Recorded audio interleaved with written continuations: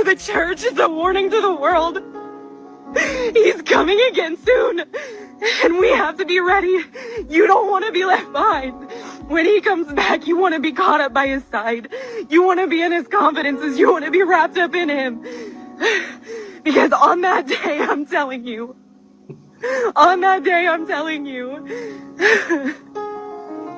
we got to get our focus right. We got to get our priorities straight.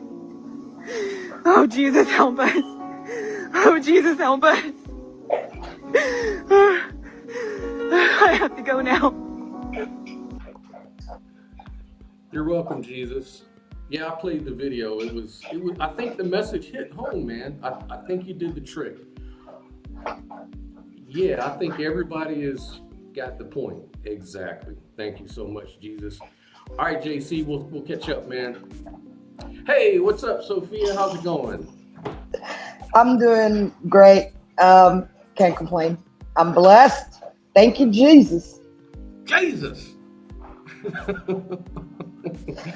Oh yeah, we got a great show today. So we're going to be talking about biblical slavery, and then we're going to talk about, Joe Rogan's video. I'm going to pull that up. We're going to play some of the last parts of that, and we're just going to criticize it, talk about it from a non-believer's point of view, because we talked about Christian doubt before. We're kind of following up.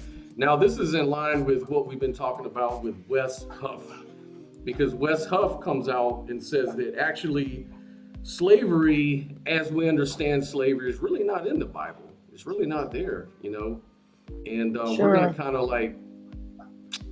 kind of do a little pushback on that and present some alternative videos from Joshua Bowen, who is actually a scholar, and he actually debates Christians about slavery.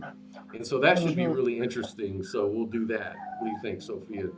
You ready for all Sounds that? good. Yeah, sounds good. Yeah, and then later on, we have Mr. Victor Vargas that says he's going to come through and debate me. Last week we were supposed to do it, but we didn't really have a chance to do it. But so we're going to get that going. And then we've got Mr. Alex. What's up, brother? Hey, how's it going?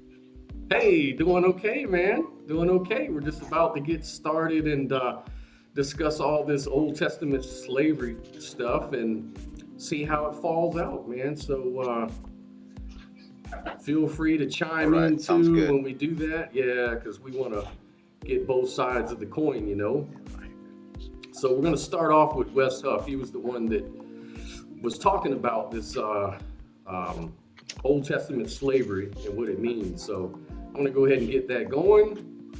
So let's check it out. We're going to pick it up from the 3:47 mark.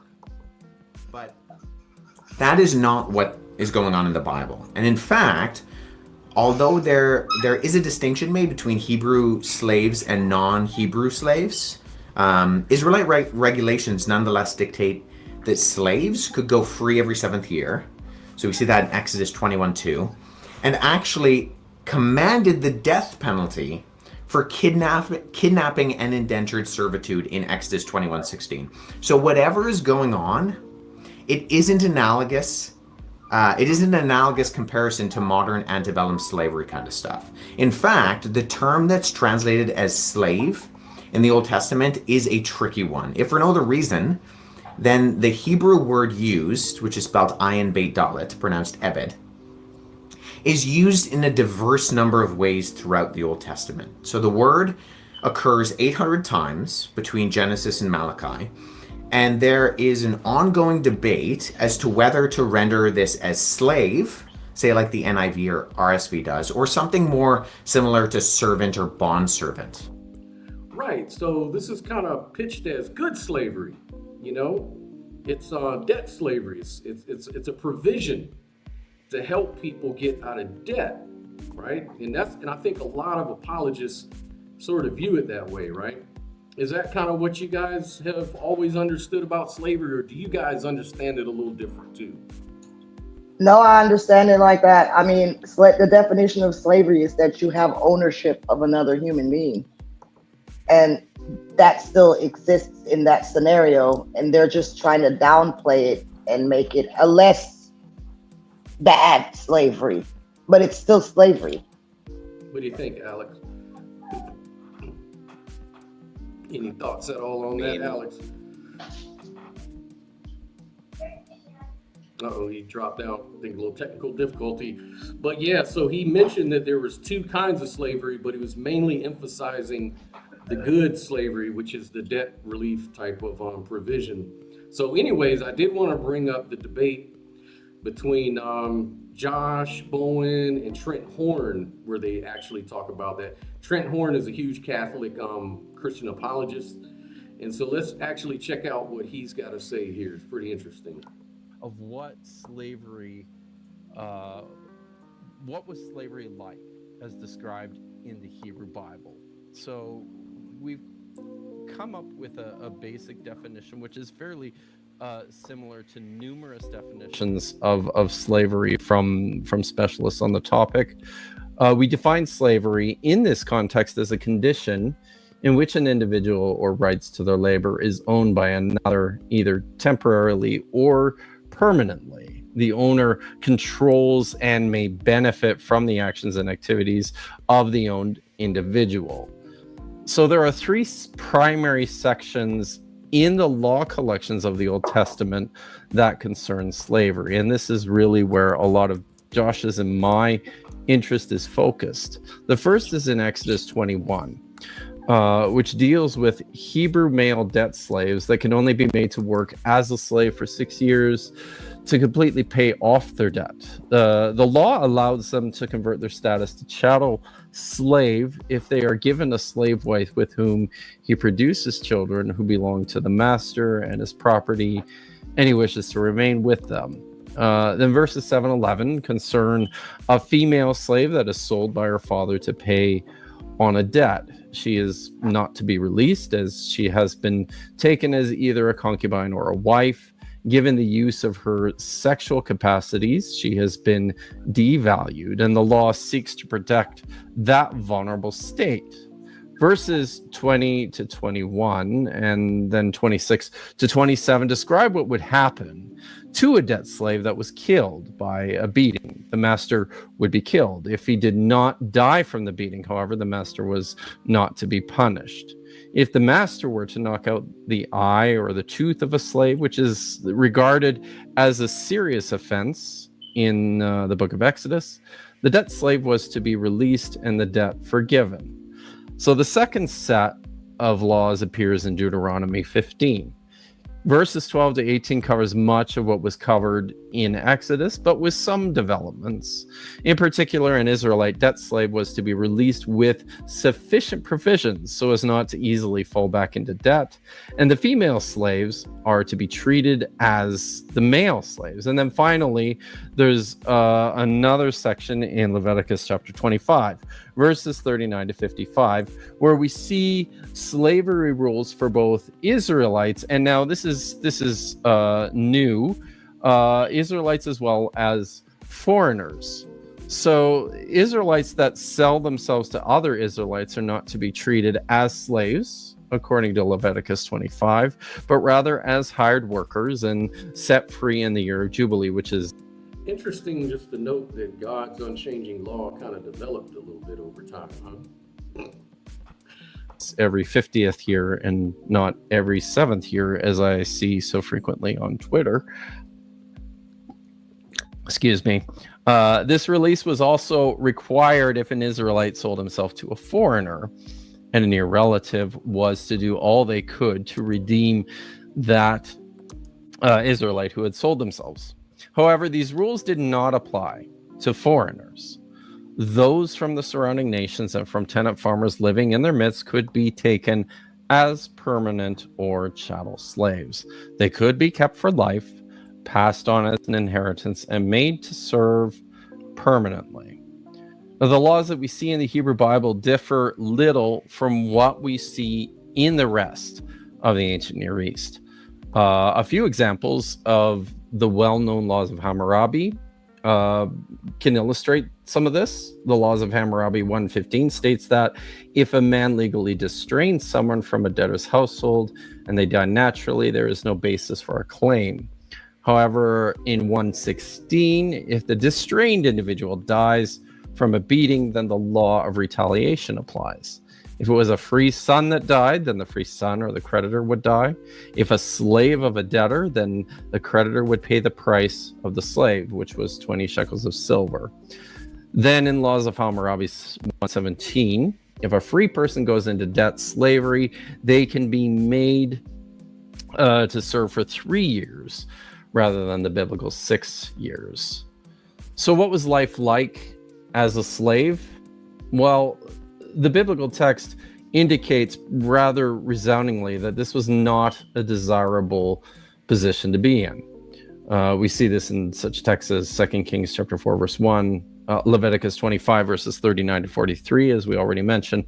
The book of Job describes the stereotypical slave panting for the shade in Job 7:2, and is distinguished in this text from a hired person who is waiting for his wages. It was expected that slaves would be physically disciplined. Proverbs 29 verses 29 and verse 21 indicate this.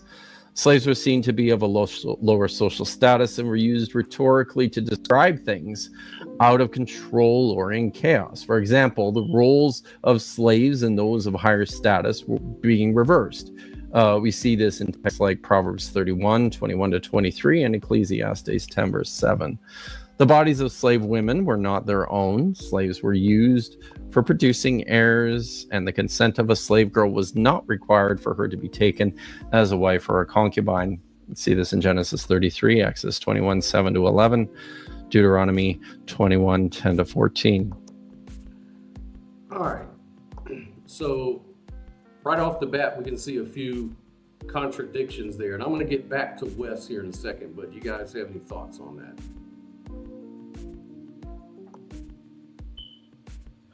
Well, I just like to... Okay, can you hear me now? Go ahead. Yeah, I can hear you. All right. Well, I just like to think about these things in relation to how things were in different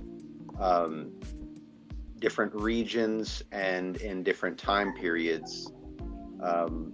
Like we could compare that to how society was for different classes of people in, say, like medieval Europe, or compare that to how things have been in the early history of the United States, or before the United States was officially formed, when there were colonies and stuff, as compared to how things have been, say, in the last couple of decades. And your signal is cutting out a little bit. Okay, something that my perspective, it's Alex, there's been a lot of Alex is cutting out pretty bad here. Sorry about that. Anyways, did you want to get back to the video, or did you have something you wanted to add to that, Sophia, while he's getting his... Well, we can clearly see that there were privileged people and people who were of lesser status. And that's one of the main things that stood out to me. And let's just keep going. Okay, cool. All right, so let's jump back to where Wes is going to bring this up here. Our minds jump to the most recent iteration of it, being the European North American transatlantic slave trade. But that is not what is going on in the Bible. And in fact, although there is a distinction made between Hebrew slaves and non-Hebrew slaves, Israelite regulations nonetheless dictate that slaves could go free every 7th year. So we see that in Exodus 21:2, and actually commanded the death penalty for kidnapping and indentured servitude in Exodus 21:16. So whatever is going on, Yep. it isn't analogous. Go right ahead.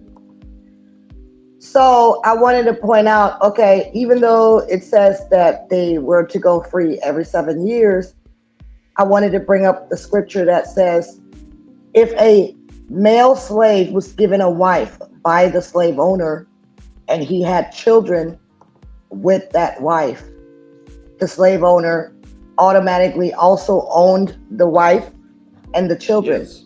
And in order for the husband, to keep his wife and his children, yeah, he could decide to go free, but he wouldn't be allowed to keep his wife and children. So then he's coerced or manipulated into signing a contract that says, oh, I'm going to dedicate my entire life to you in servitude in order to keep my wife and children. Otherwise, if he decides to go free, he loses his wife and children. So that's also something that needs to be considered. Yeah, technically he could go free after 7 years, but if he had a wife and kids, he won't be able to keep his wife and kids unless he commits himself to a lifelong life of slavery. Right. And to keep in mind, right now, we're just talking about the good form of slavery, not the other form, which is foreign slaves. And then we got Ligma FPV, who says foreign slaves were not indentured servants, they were permanent slaves. Very good point. We're going to get to that. And that's one of the main points where when Wes says that, it's nothing like transatlantic slavery, well, we haven't really got to the foreign slavery. Right, that's just one part of it. Exactly. So I'd like to jump back in. I think I have a part here I wanted to actually look at too from the other. We're kind of bouncing back and forth between these two because we're kind of addressing the problem. So let's take a look. Of what slavery, what was slavery like as described in the Hebrew Bible? So we've come up with a basic definition, which is fairly similar to numerous definitions of slavery from specialists on the topic. We define slavery in this context as a condition in which an individual could to redeem that Israelite who had sold himself to foreigners. Those from the surrounding nations and from tenant farmers living in their midst could be taken as permanent or chattel slaves. They could be kept for life, passed on as an inheritance, and made to serve permanently. Now, the laws that we see in the Hebrew Bible differ little from what we see in the rest of the ancient Near East. A few examples of the well-known laws of Hammurabi can illustrate some of this. The laws of Hammurabi 1:15 states that if a man legally distrains someone from a debtor's household and they die naturally, there is no basis for a claim. However, in 1:16, if the distrained individual dies from a beating, then the law of retaliation applies. If it was a free son that died, then the free son or the creditor would die. If a slave of a debtor, then the creditor would pay the price of the slave, which was 20 shekels of silver. Then in laws of Hammurabi 1:17, if a free person goes into debt slavery, they can be made to serve for 3 years rather than the biblical 6 years. So what was life like as a slave? Well, So yeah, we went over that. So again, this kind of brings up something Wes was saying that actually from his contemporaries of the time, Hebrews were the more humane of all the systems of slavery. And here he just demonstrated that the Code of Hammurabi could be argued that it was more humane based on those points he just brought up. So we kind of see a discrepancy with what Wes said right there. Let me see. Let me stop sharing this. Any thoughts on that so far about the foreign slavery? Go ahead, Alex.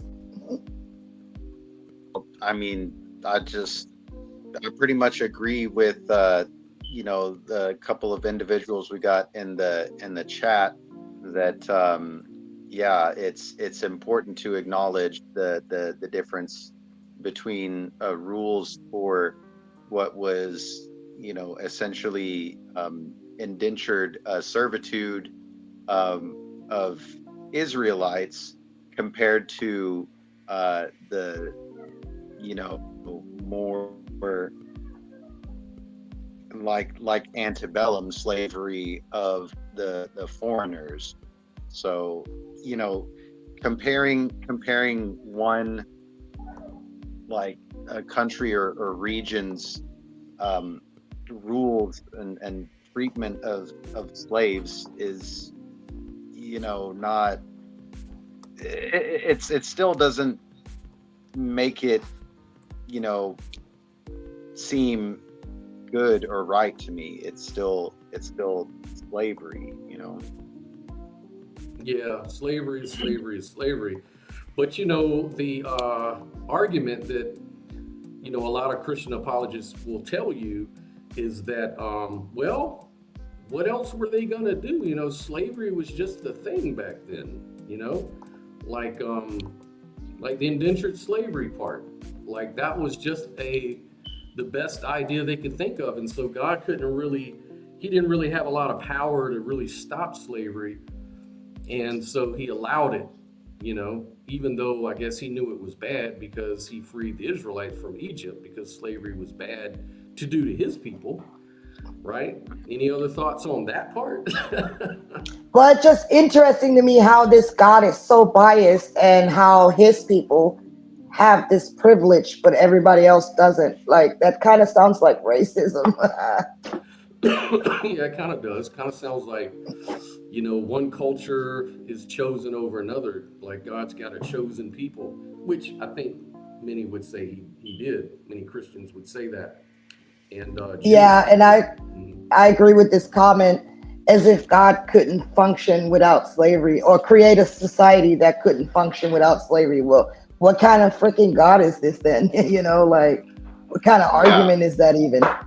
Yeah, definitely not an all-powerful God, or all-powerful but just an asshole that doesn't really An care. asshole.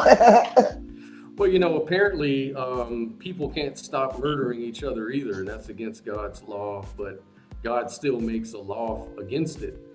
So why Exactly. is slavery part of that? You know, that's kind of Very good point. to make. Yeah, I agree. But then again, you can't eat shellfish or wear wool clothing or have tattoos. Those things are obviously more important than slavery.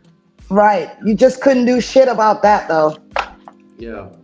And you know, something else I was thinking, I didn't really, you know, fully realize everything, and I wish I'd have brought some information up about this in case it did come up. But a lot of apologists will say, well, antebellum South slavery was much more inhumane than Old Testament Hebrew slavery because they used to kill their slaves and dismember the slave and stuff like that. Well, I come to find out that even in the antebellum South, those things were against the law. It's just that people broke the law. So a lot of apologists are trying to compare those who broke the law in antebellum South with the laws of the Hebrew Bible, which is a little bit an equivalency or, you know, fallacy rather. Well, So I thought that was pretty weird, you know. Yeah, I can kind of see that point, but I mean, to some extent, the law is only as good as the enforcement of the law. So we've got Jim Bones Peach that says people are still slaves to this day, so quit whining about it. Good Lord, you can't say, oh, some slavery is fine, but this slavery. Well, who's saying that any slavery is fine is my question. Like, if there is slavery today, it's wrong in my value judgment. Exactly. So That's the whole point. You can't minimize it. You can't minimize slavery into something that is not as it's not as bad. It's not as bad as this type of slavery. Slavery is slavery. That's what we're saying. And Wes Huff is trying to demonstrate it as if it was somehow humane, and it's really, there's nothing humane about it. And if you're just working off a debt, then you're not really a slave. You owe somebody something. I mean, that's not exactly.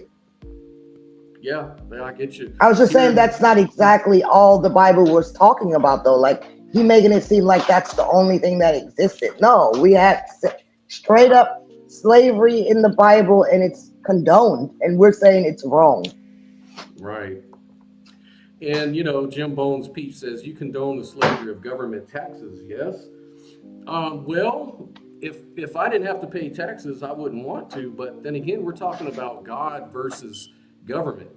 Government officials, government systems are not theocracies run by Yahweh. Yahweh is a lot smarter by definition of Jews and Christians than government officials. So and isn't he God was supposed really to in be? charge. Yeah. Isn't he supposed to be righteous and loving and whatever? The government isn't exactly that. Render unto Caesar what is due to Caesar, right? That's what he said. Right. And I was just thinking about something here in Escambia County, and I think definitely in Alabama, the prison system, what they're doing is there's a big controversy about prisoners being used as labor for free. Like, they're taking them out of their jail, putting them on the road to do work, putting them in stores to do work, helping, government, state offices maintain and stuff like that. And that's argued as a form of slavery. So yeah, it's wrong. A lot of people see it as wrong. Other people say, well, hey, they're just prisoners, so yeah, let's use them for slaves. I don't really agree with that. I think that, every human deserves dignity and rights. And this just gets back to slavery in the Bible. It was wrong then too, just as it's wrong now. That's right. So, yeah, man. So the other part of this thing is, we didn't want to beat slavery to death. I mean, we could have gone on and on and on, but we're kind of packed. We also wanted to do, there's a Joe Rogan effect going on because Wes was also on the Joe Rogan show, right?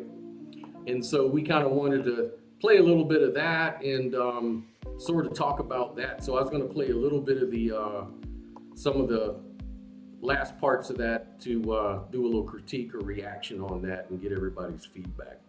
So I'm going to go ahead and present that video. In case you didn't know, Wes Huff was on the Joe Rogan show, I think earlier this week.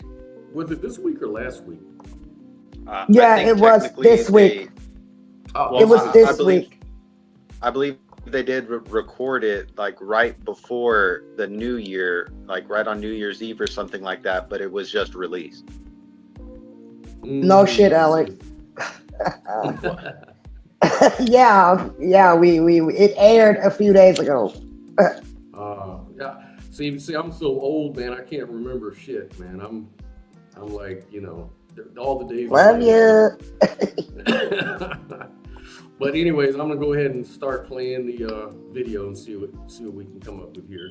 He's right up front about this. He's like, hey, I'm not an eyewitness. Don't confuse me with an eyewitness. But he actually uses conventional writing. What's the term I'm looking for? He uses writing conventions of the day that would fit within regular biography that was written within the Roman world. So you have a guy named Quintilian who is basically, I mentioned him before with the, he's teaching people how to write. And he says that if you're going to write biography, you need to be interviewing eyewitnesses and you can't be too far away from the event to be able to write these things. And Quintilian, Lucian, and Josephus, who are all these very prominent ancient biographers and writers of history, have a lot of crossover in the way they describe how you should write history with the words that Luke uses at the beginning of his gospel, where he says, I'm interviewing eyewitnesses and I'm writing up an orderly account. And so... But wasn't the earliest book was Mark, and that was in 70 AD? That was like, 35, so, between 70 and 80 years later, right? From the time Yes. that Jesus actually died. So, that's pretty much after the fact. So, I don't know. So he's saying, I'm going to use these methods that are expected as good history of my day. I'm not an eyewitness, so I'm going to try to find the people who are eyewitnesses, and I'm going to try to encapsulate this within a document that communicates what is being written.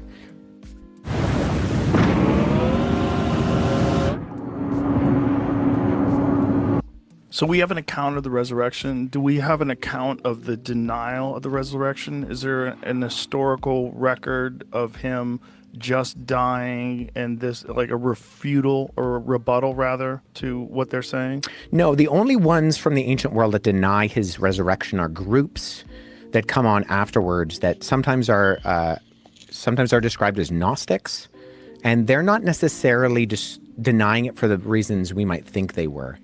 They're denying it because they have incorporated ideas of pagan philosophy where they believe that the spiritual is good and the physical is bad.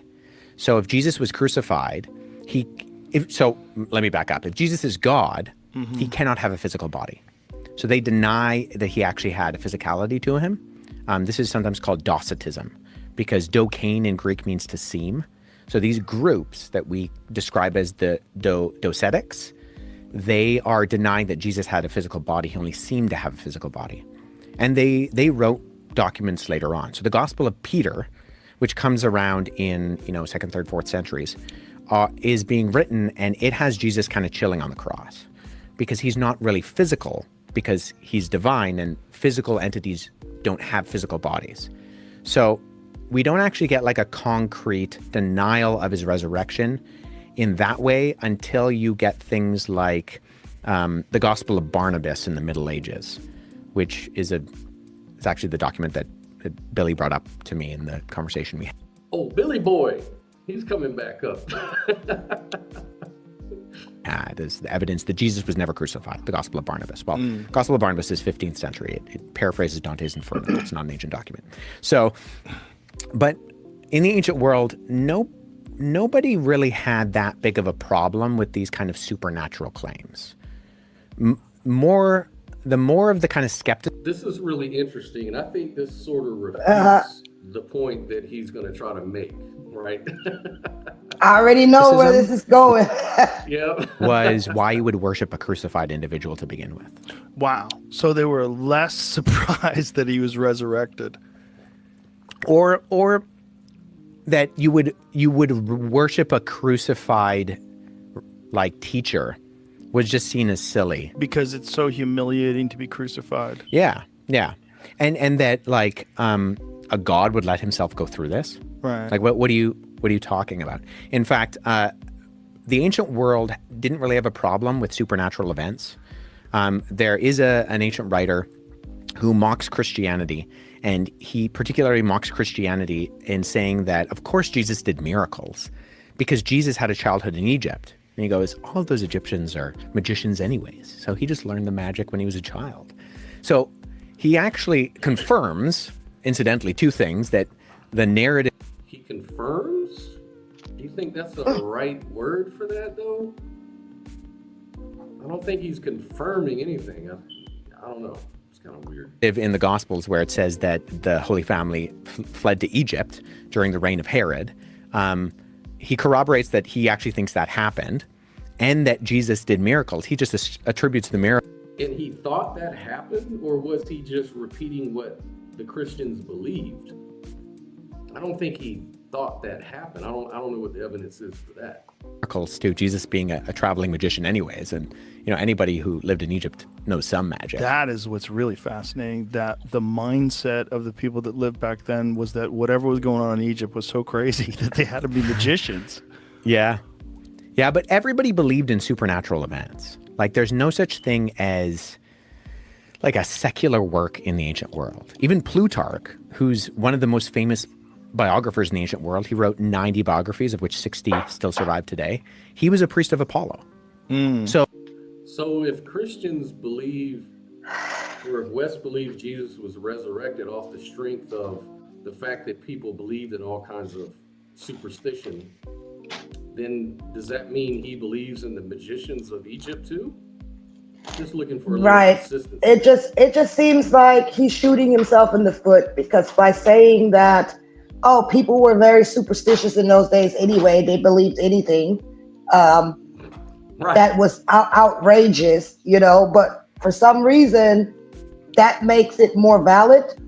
No, that makes it less valid, because you're admitting to the fact that people were extremely superstitious during those times. Right. That's what I was thinking, you know. I don't understand that argument. So like he's already assuming that the gods exist, that crazy things are going to happen in the world. And so they didn't have a problem with people doing miracles or crazy things happening. Well, that's also why it's so interesting trying to put your mind into the context of people that lived back then when you try to interpret what these stories were all about, because they did believe in things that weren't real. So when they talk about this thing that we're supposed to believe is real, when you have all this evidence that they believe things that aren't true, it's interesting, right? Because like you're now saying, yeah, but this one really was true, right? Well, there's so many different things that they thought of and believed that weren't true. Yeah. Boom. That's a good point. That's the point he's making. Oh my goodness. So yeah, I just don't see that working. That doesn't work for me anyways, like that kind of argumentation. You know, and then the ones that believed in those things also would attribute it, like he said, to Egyptian magic, and then that's why when they saw Jesus do miracles according to the Bible, a lot of them were saying, "Oh my God, like how is he doing this? He must be doing this by the power of the devil." You know, that's what it still seemed like if you could do any of those things, that even if people believed it, they didn't attribute it to no God. They attribute it to like something bad. Right, and not only that, but remember, the Gospels are not eyewitness accounts. These are just stories that were passed on verbally, and then they finally decided to write this stuff down, 70 years later or whatever, 50 years later at the least. And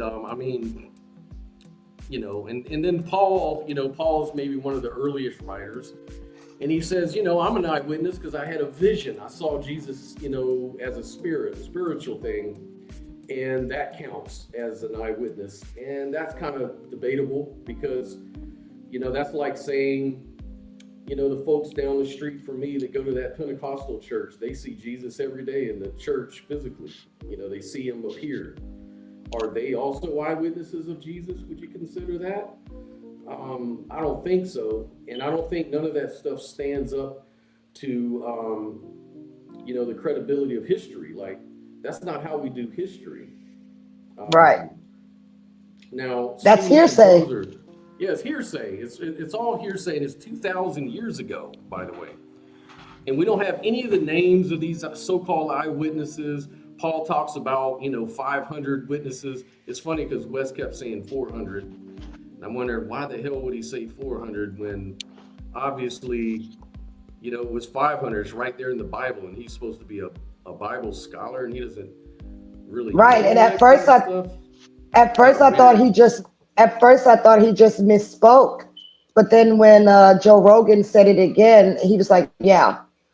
He confirmed that it was 400. And I'm like, hold up. So he didn't just misspeak. Exactly. Yeah, it's really weird. And there's just so much that to talk about that. We kind of went over all that last week, about the dating and, this stuff was not eyewitness accounts. But I just wanted to kind of, revisit this stuff. Now, Student composer says the point is that no one denied Jesus did miracles. They are affirming that he existed and did supernatural things. I'm not sure who you're referring to. I think believers, after he died, were walking around saying he existed. But what proof? And you know, I will just grant that Jesus existed. Most historians grant that he probably existed, right? But did he really resurrect? That's the point. That's the question here. Did Jesus And did he resurrect? What's the evidence of that? and did he really do miracles just because they had no problem believing such things in those days? Hmm. Right. I'm just not sure. Um, I'm looking for Victor Vargas. He was going to come in and debate me at this point, and he didn't show up again, man. What's wrong with you? Let me see if he's going to come on in or not, man. I wanted to. You We should were going call to him. You actually. should call him up. Yeah. Yeah, I'm going to call him out again because he was supposed to do the same thing last week. No, call him up. He's not even online right now. He Oh had. well. Oh well.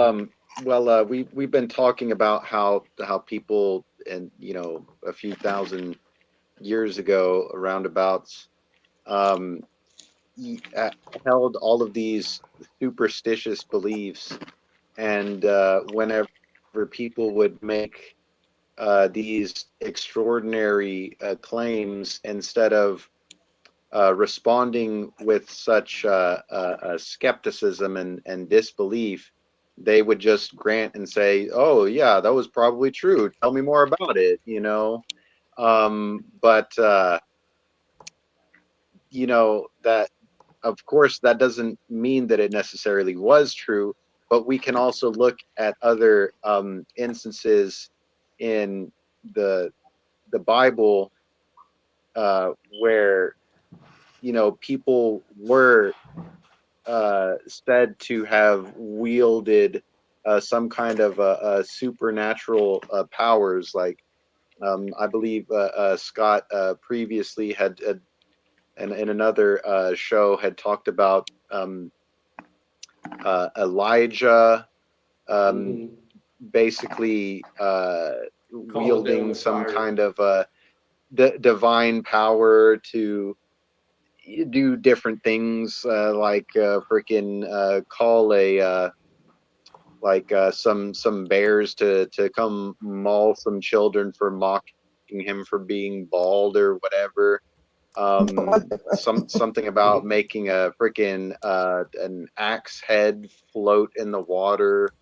Um, and then there was all the events that supposedly happened between Moses and the Pharaoh, or the Pharaoh's, like, what do you call it, a sorcerer, that they had some kind of a magic duel, With where the one person was staffs like, turning "Oh, into look at snake. this, yeah, The yeah, staffs were turning look at into this magic snakes. trick I can do," and there were several points where uh, uh, the Egyptian sorcerer, whatever, was able to replicate the feat that Moses was able to do. And there's like, "Oh, I'm not impressed by that. I could do the same thing," you know.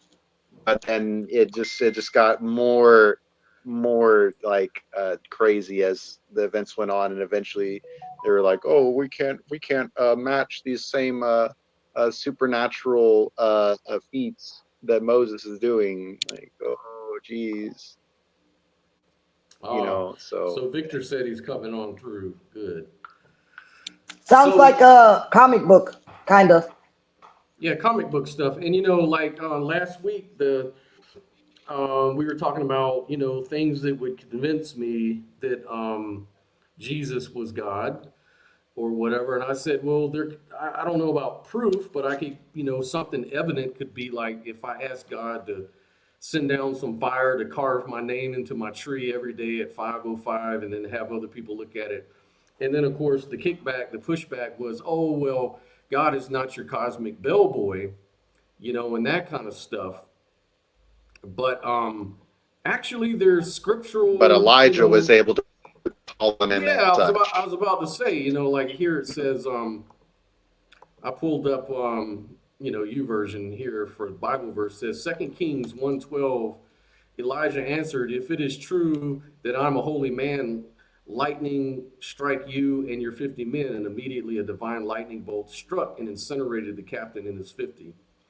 So, there's scriptural precedence for it. But then again, Jesus, was being tempted by the devil for 40 days and 40 nights.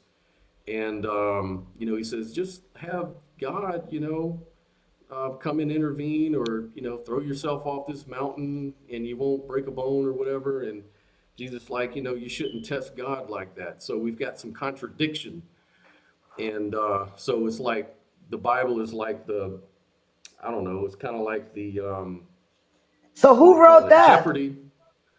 Yeah, right. I think Who CNN wrote that was when there. he CNN was there when it was happening, man. when he when he was on the mountain for 40 days and 40 nights? Who was there? Recording it all. I think that's what I'm saying. CNN should have brought a camera. But yeah, that's the stuff. Those are the things that cause doubt in Christians, and and we're just saying, it's not really necessary to put yourself through that. That's like, at least to me, some people don't mind it, and Victor Vargas is one of those people. He's somebody who loves to believe this stuff. He'll never doubt, and he wants to actually confront us on some of these ideas about the resurrection. So I'm just still waiting for him to. And that's okay, everyone is entitled to believe what they want to believe. Me personally, also, I have a right to believe what I want to believe, and I think those type of beliefs hold us back as humans, and we just have so much more potential, and staying stuck in that type of I don't know what that even is. It's superstition. It's what it is. And I don't know, like it makes you just rely on something that still hasn't been proven today, and you're just sitting there waiting in vain, and you're afraid to think outside of the box because this God may strike you down or send you to hell. And isn't that so limiting to the human consciousness? Right. You're asking people to really just take a leap of faith. And the problem with faith is faith can lead you to any kind of belief. Like I could have faith that, white people are more valuable than black people, or vice versa. You can have, look at the KKK, they have faith in that too, but does that make it true? And if they can No. be wrong, then could we be wrong about other things we put our faith in? This is why, Right. Evidence, having a reason for your beliefs, these things count. And I think they're important. I think that it's healthy to be a little skeptical about claims like that. Yes. But and Yeah. here we go. We have a comment. OG, make fire good. God is very real. I have peace with him through Jesus. Okay. That's fine. As an idealist, I would say what you call God is real too. Hey, I was speaking to a Muslim 2 weeks ago, and he said, look, man, Allah is real. I have peace through him. I have peace through the Quran and the writings of Muhammad. Does that make the Quran true, though? That's the test. You see, you have to put yourself in the seat of people who don't necessarily believe, and kind of figure out, how can I convince somebody that this is true? Because, with Christians, they want to convince you because they want to save your soul from hell or destruction, or however you interpret hell. Supposedly. Right? Supposedly. And we're not even saying that God isn't real. We're saying that, how do we know that this God, as it is described in the Bible, is real? How do we know that the words written in the books of the Bible are the words of God. So by questioning the Bible, we're not saying any of that. You know, we're not saying anything about God isn't real, Jesus didn't exist. We're not really saying that. That's not our argument.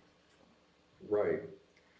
You know, and being, you know, there's a difference between making a claim that something is not true and then just not being convinced by your explanation or what you're trying to get us to be convinced of.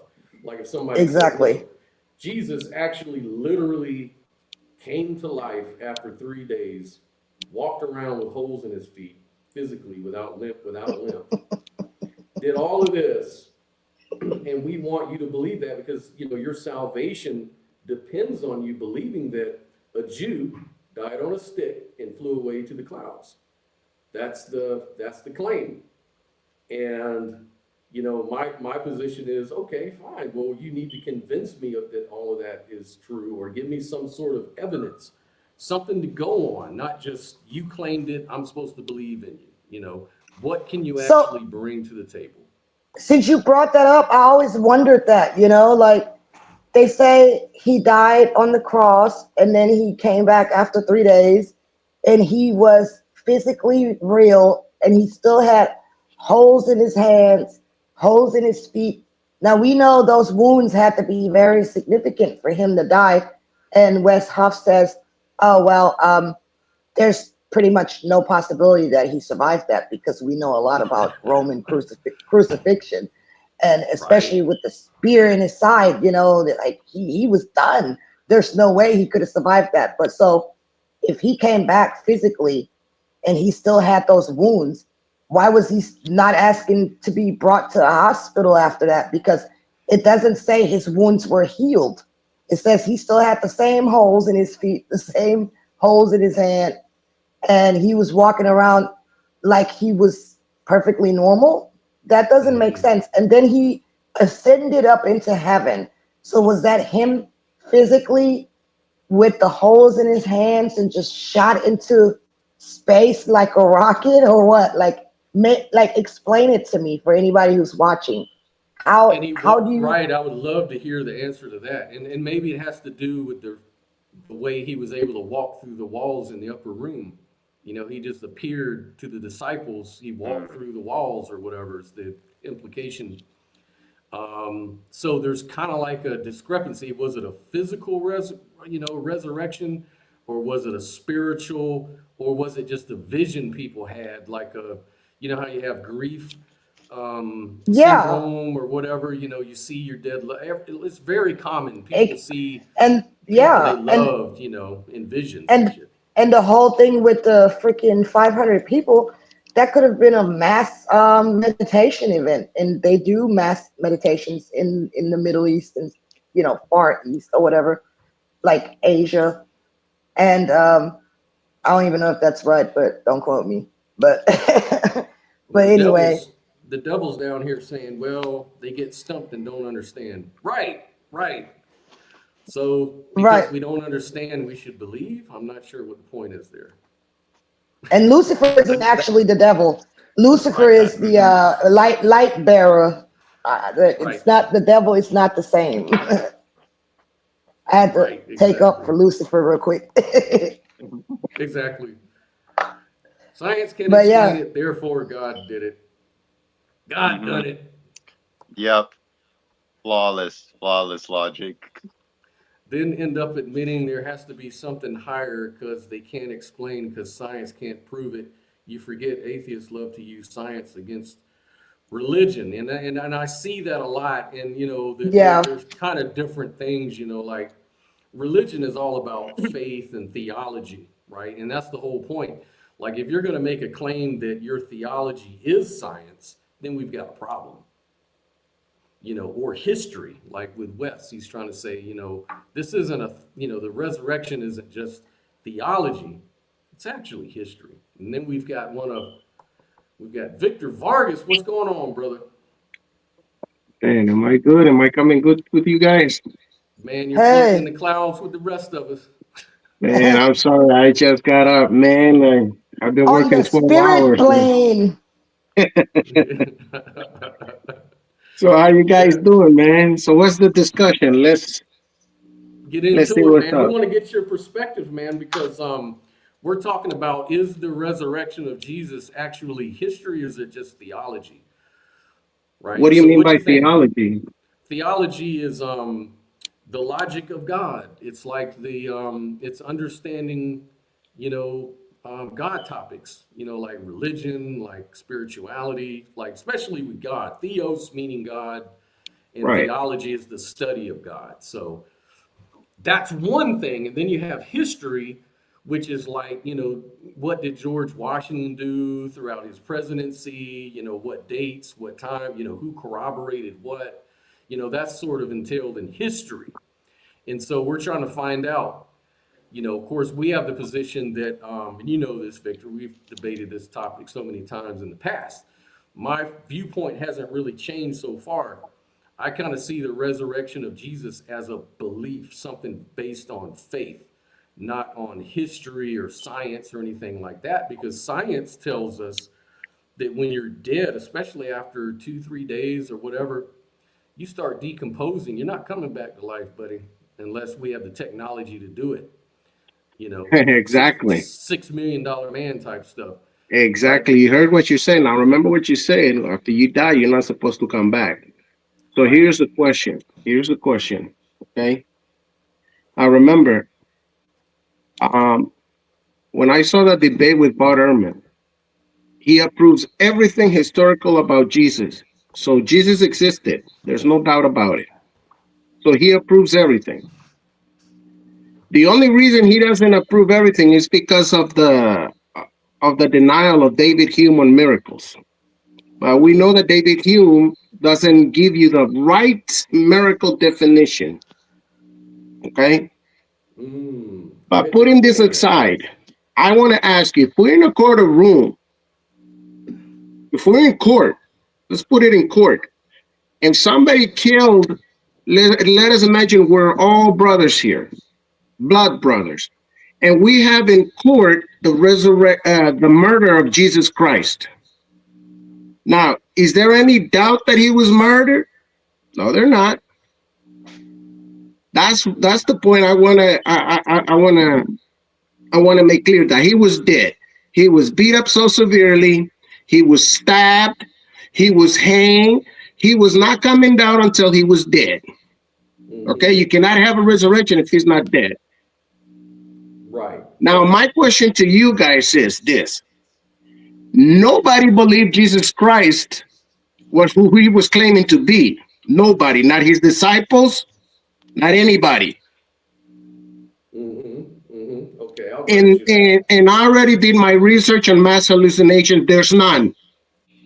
You Right. cannot, because Scotty, we how many times have we studied the near death experiences about the study of the mind, consciousness, and the brain? And I have never come across where, let me give you an analogy, where one person can have a dream and then wake up the next day, hey baby, last night we were in Hawaii, you want to go back and dream? Do you remember that dream? No, unless I confess the dream, you're not going to know what my dream is, because hallucinations and dreaming are personal. Okay, Right. but So can I say something? Can I say yeah, something go to ahead. that though? I didn't Uh-huh. say I didn't say hallucination. I said meditation. And then, have you ever heard of the fireball meditation? No, I didn't know you said anything like that. I just came on right Oh, now. Yeah, oh, my just bad. yeah. Well, I just wanted to point out that I did bring up mass meditation, and that it could have been a mass meditation event. And during meditation, you actually don't have a vacant mind like people say. You actually choose an object to focus on, and then you focus solely on that. And the fireball meditation, it's proven. What happens is you have a competition between monks who do what's called the fireball meditation. So what they do, they go within and they focus mentally on a fireball that is within them, and they raise that fireball up inside themselves, and they heat it causes their body temperature to go up, and their body gets hotter. So what they do, they're practically naked in the snow, and they all do the same meditation at the same time. And then they heat their bodies up, and whoever lasts the longest in the snow wins the competition. So Yeah. mass meditation is proven. It has a literal, this fireball meditation has a literal physical effect on the body in reality. I've seen. Have you ever? I've seen also the guy who could go underwater and the temperature not affect him because he trained his mind on that. Have you seen that? Right. I've seen that. I don't deny I've seen it that. too. I mean, I believe we can do so much with the mind. But here's what I do deny: that if I have a dream and if I don't tell you, no matter how much you meditate, you'll never know what I dream unless I tell you.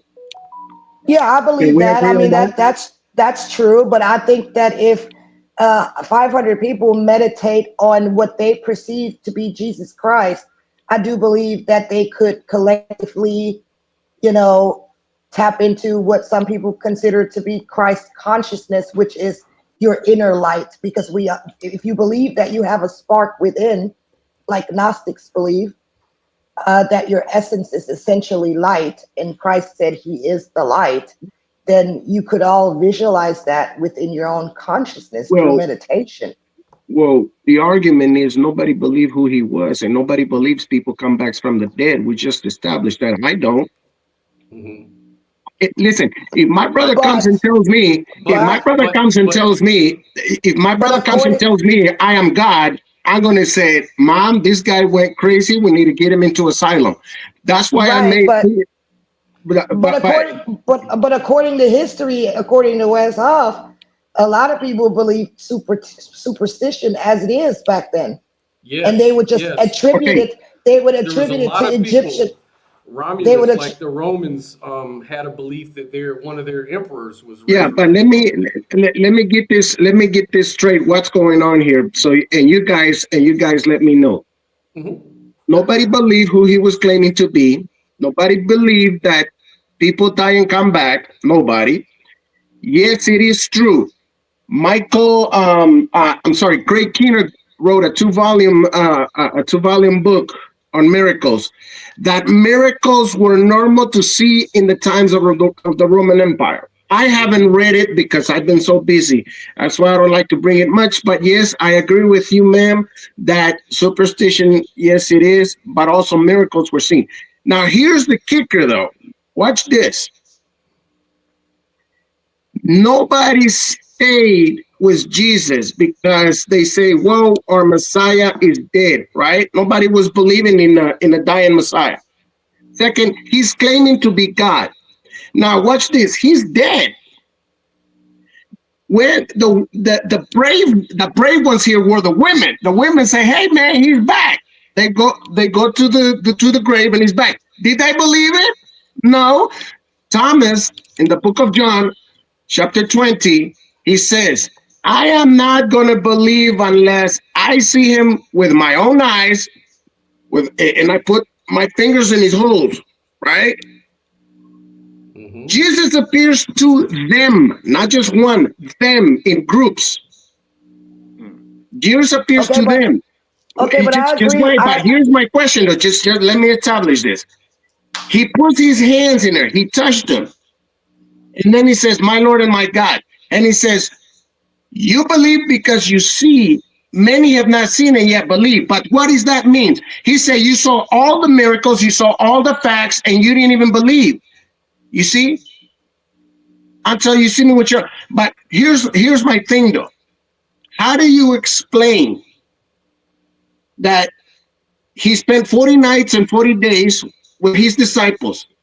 His disciples clearly say in the book, 1 John, he goes like this, not what we have seen, what we have touched, what we have ate with, what we sat down with, we testify to you. It wasn't an illusion. It So was that's written one after the question. How fact. do you explain the change of mind of the disciples Well, when the they knew?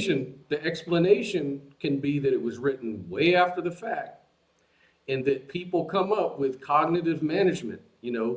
They figure out ways where they can hold on to certain claims and beliefs even though they don't believe them. But that doesn't make sense though, because listen, You're right. It doesn't make sense. But let me say this, Victor. Check this out. When I was a Jehovah's Witness, one thing about Jehovah's Witnesses, they all died for their faith. A lot of them, even in the Nazi concentration camps, every Jehovah's Witness in Germany was willing to die for their beliefs. But these weren't just beliefs. This is things they witnessed. They witnessed prophecies not come true. They said, look, if we're God's organization in 1935, the world will come to an end. 1935 came and went.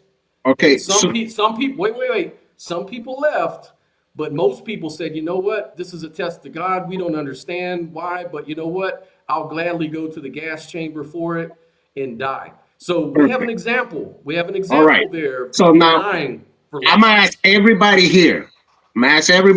This simple question. Okay.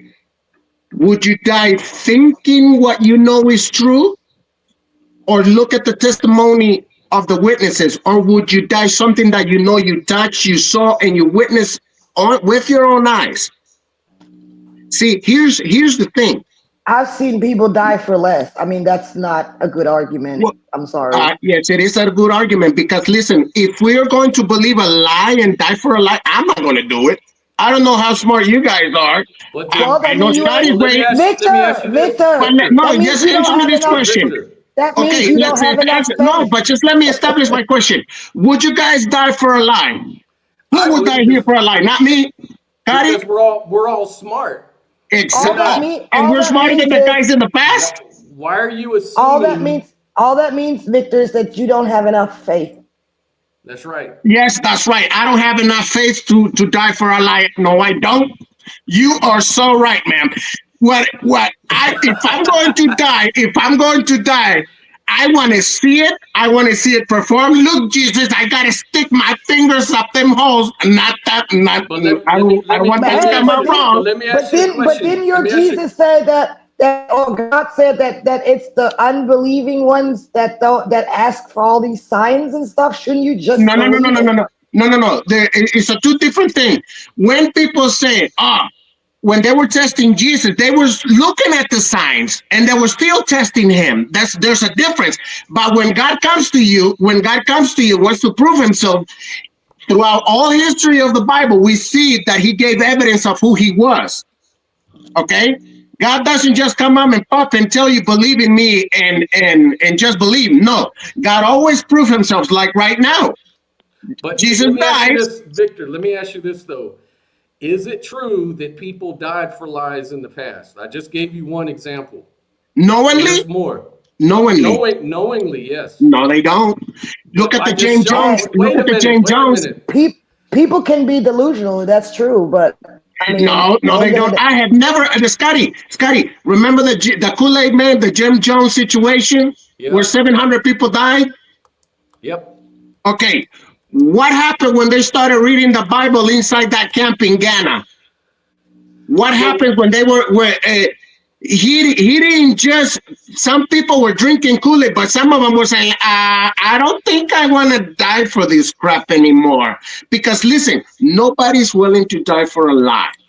Listen, today, wait. Here, let me make a point though. Here's the thing. Because they saw this is called cognitive management. This is how it works. So I think you're taking die for a lie very super literal in a way that I'm not really trying to make it that literal. If someone says this is a lie, I know for a fact it's a lie. Most people will not do that. I agree. Most people will not do that. But what we're really trying to say is things that, predictions, like say, for example, let's take the gospel. Jesus, the Jews were expecting a Messiah. What was the Messiah going to do? The Messiah was going to establish Jerusalem, overthrow the enemies, and rule the world. Jerusalem was going to rule the world as God's kingdom and overthrow their enemies. This is what Jesus was calling himself, a Messiah. A Messiah is like Alexander the Great, any of these conquerors, right? So when Jesus died on the cross, and we had just went over some videos about that, a lot of people just laughed because they're like, who would worship a God that gets killed? And many Christians lost faith. Peter denied him 3 times. You know, we've got all of these sort of stories. But what did they do? They simply reinterpreted the event. I'm not saying this is exactly what happened, but I'm saying this is the explanation I can give you, a counter explanation you're asking for. They simply reinterpreted it to say, actually, Jesus did not die. Jesus' body died on the cross, but actually Jesus ascended to heaven. And yes, his kingdom is not here on earth. His kingdom is actually now in heaven. And he's going to rule the earth in heaven, and we will be the kings and stuff. And so we have a group called the Gnostics, you know, people that looked at this whole thing as a Scotty, spiritual way. we're going back to the same question, whether they saw Jesus or not. And that's the whole thing that they saw more Jesus than one, die. Most people Jesus thought he died, and Jesus came back to life, and he was seen by many, not just one person. He was seen by all the disciples. This is not a mass Allegedly, hallucination. And well, allegedly there were 400 or 500 witnesses, and we're not sure about the exact number, but it was allegedly several hundred people who saw Jesus be resurrected, rise from the dead, right? But I got one quick question for y'all. Do y'all know how I know that I am God? It's because one time I was actually praying, and I realized that I was talking to myself. So you're okay. That proves it. Okay. Well, that's a very good point, because you see, that's why I don't believe you're God, because that means if you believe that you're talking to yourself and that you believe that you're God, we can all agree here something's wrong. That's why nobody believed Jesus, because people want to see evidence, and the evidence that they saw, he rose people from the dead. Okay, he rose people from the dead. He made a blind see, and he performed all those miracles. Allegedly. And still, even after all those miracles, they still didn't believe. After they saw him, that's what changed their mind. Look what the enemy said. Oh, Victor, give me your best case for why we should believe Jesus was resurrected instead of the way we're getting kind of in the weeds. Tell me exactly what is the number one best reason you can think of for why we should believe Jesus was resurrected, or what would convince us that Jesus was resurrected? Well, I don't know what would listen. I can't convince you. But here, what about you? What was the number one this thing is okay. This is the number one thing. Okay, the whole world of Christianity depends on the resurrection, right? When you look at all the historical facts established, you have an empty tomb. The enemy says, "Oh, they stole the body." If that was the case, why did they stay? Why did they stay in Jerusalem or Israel and kept preaching? These people went to their death because, like I said, of what they saw, what they ate with, and who they spent their time with. And it wasn't just one night, 40 nights and 40 days. Then two things to that before you get too far, before I forget. Yeah. Number one, the body being stolen isn't the only explanation. There's another one too. And that could be that he was thrown in a mass grave, which most people who died on the cross were in fact thrown into a mass grave. So that's the first one. That's the first counter to that. Yeah, but that's an assertion, because Joseph of Arimathea went and requested Pontius Pilate if he could bury it. So they make sure where the body, the location of the body was known. In the Bible, allegedly. Well, the Bible is a historical. I'm using the Bible now. Remember, I said from the beginning, I'm using. I'm gonna say this. I'm using the Bible as a historical book. I'm not using it as a myth or anything like that. Right, but that's good for you. But what about us who sit back and don't know? Well, are you denying history? But the Bible isn't necessarily history. You have to convince us. What do you mean necessarily? That's the point. We're trying to get you to tell us. Well, now we're going to a different thing, but here's what I'm going to tell you. No, keep on going. Don't let me sidetrack you. I just wanted to bring that up before we go. Okay, so here's my question. Or let me ask you this before you go on. Is it, let's just to put closure on that first thing, is it possible that Jesus was thrown into a mass grave? Is that possible? No, That's not possible. Why? no. Because Why? because the historical record said that he would, the Which location record? of the tomb was known. Where is that record found? What do you mean where? I think Yeah, isn't it where? In the Bible, right? It's in in the New in the New Testament, Testament. in the It's in the New Gospel? Yeah, Testament, right? So yeah. you're using the Bible to prove the Bible. That's circular. No, I'm using You the gotta Bible is all the 66 books. I'm using the no. Gospels like the New Testament as historical records. Well, let me ask you: if we wanted to know about Jesus Christ, where would we go? To the Mormons, to the Jehovah's Witnesses, to the Muslims, or to the No. oldest documents? We go to contemporary sources. So We that no, means wait. what that means, hold on, so you know what I mean. So what that means is you have the Bible that makes a claim, and then you compare it to contemporary extra sources. Those are like historians, other people that can confirm that happened. So what we're looking for is what extra contemporary sources do you have to say that Jesus was put in a tomb? No, Scotty, that's called begging the question because No, the that's not first begging the hand. question. That's Yeah, not just let me assuming. explain. Just let me explain. I'm not assuming anything. Yeah, but Begging the question. Hold on. but what is the Just first so our hand audience, history? wait. Just so our Yeah. audience knows, begging the question fallacy is to assume the conclusion from the beginning of your argument. That's not what we're doing here. I'm not assuming Jesus didn't die on the cross or was resurrected. I'm not No, assuming that at What this I'm point. saying you're begging the question is because when I present, if I was to be on in a court of law, my first hand evidence would be the historical records, how far back I can go, Well, and how that's far I can back are the four gospels and the epistles of Paul. Those are the historical records. I know we say the Bible and then we right. So I know we say the Bible, but did Paul see Jesus get resurrected? no, he wasn't there. Okay, then that's not a contemporary source to back it up And how do because you it's defend the fact that an enemy of Christianity was trying to get rid of the Christian because he thought he was doing Jehovah God a favor? So how do you explain his transformation or his conversion?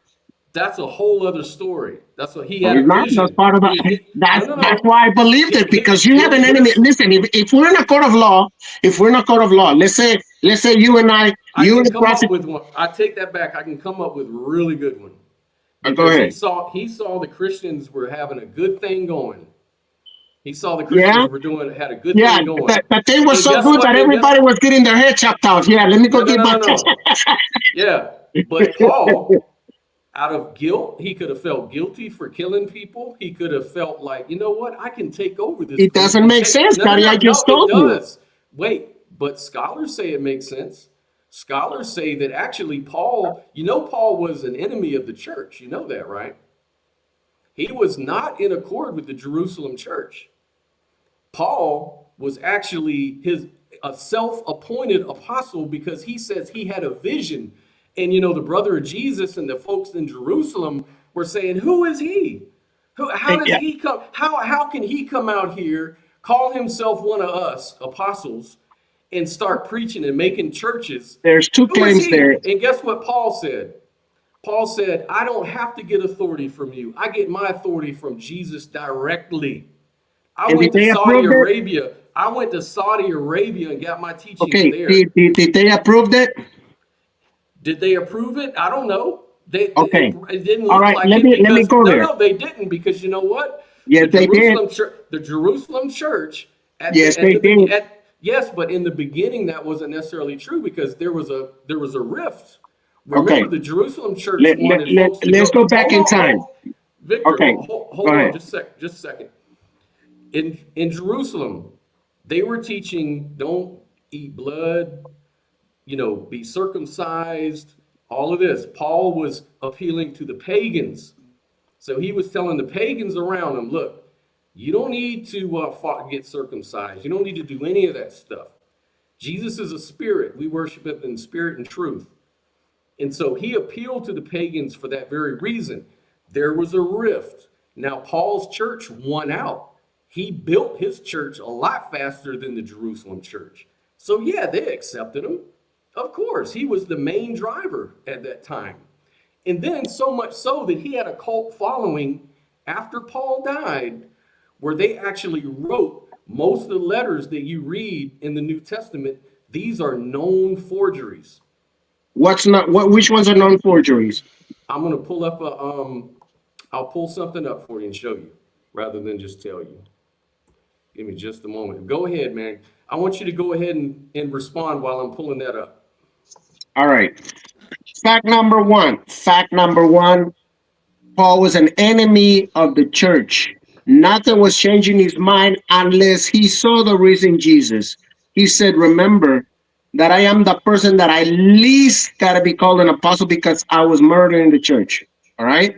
Now, I'm only quoting so I can be explaining my situation here. But if you guys want me to read Bible with accuracy, I could do that.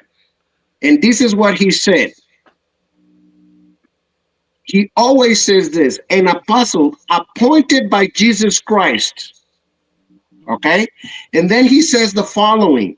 He says, afterwards I went to preach, but I came back and visited James and Peter. And he said, I visited Peter, John, and the brother of the Lord James. And he says, to see if I had run in vain.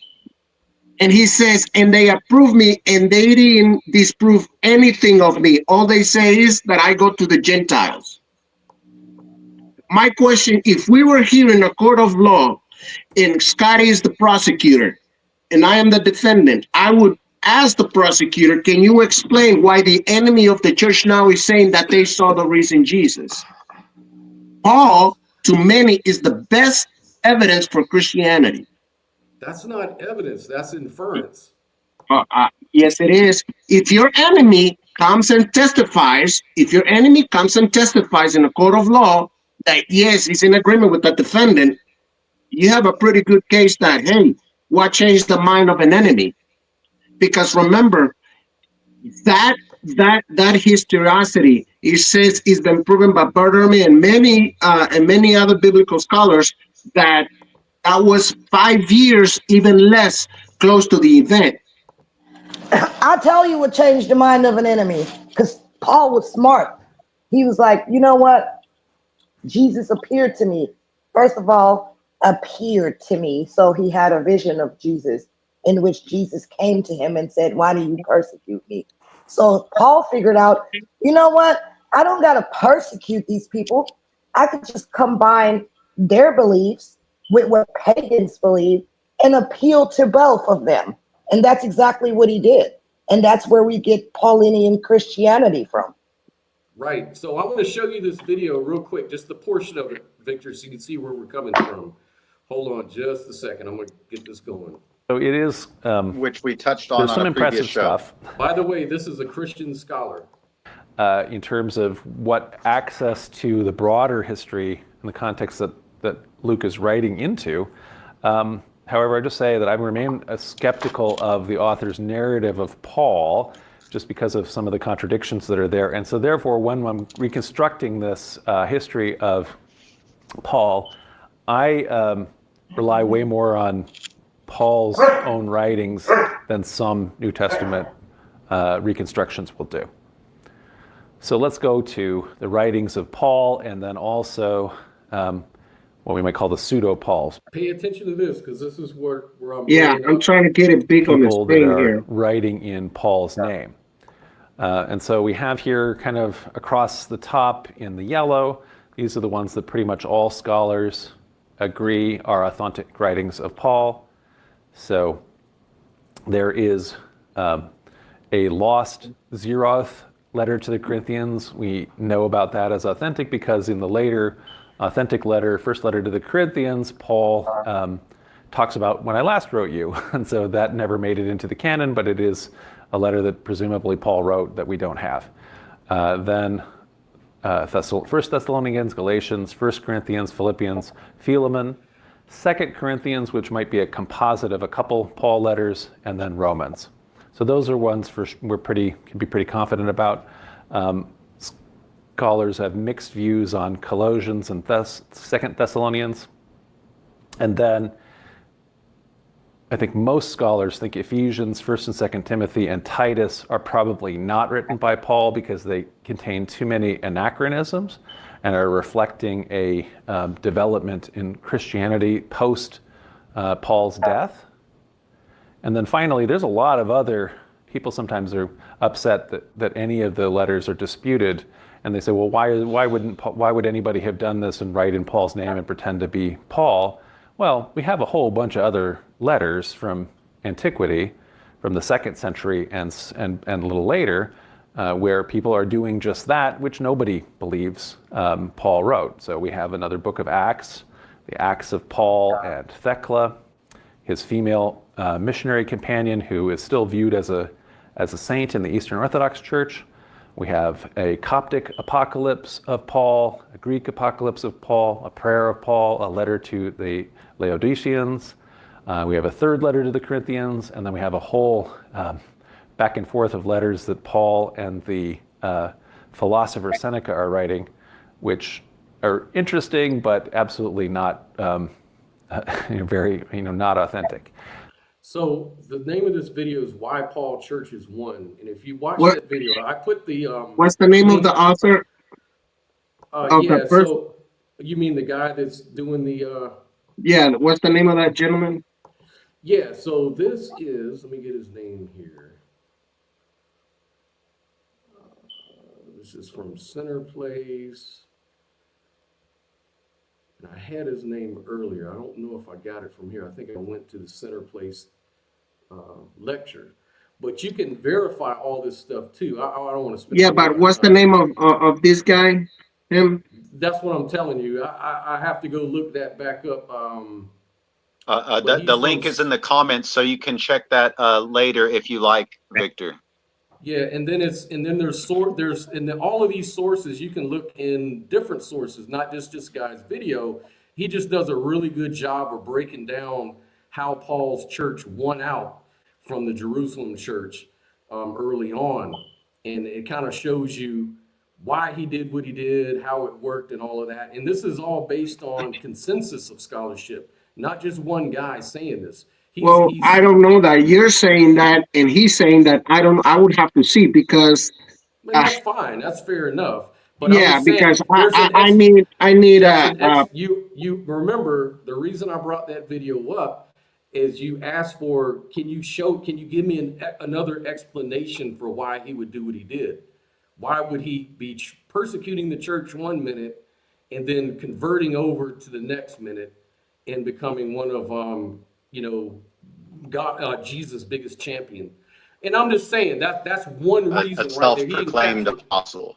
Right, a self-proclaimed apostle. We got a lot of power, a lot of support built up, dozens of churches throughout the Asia Minor and so forth. And what was his reward?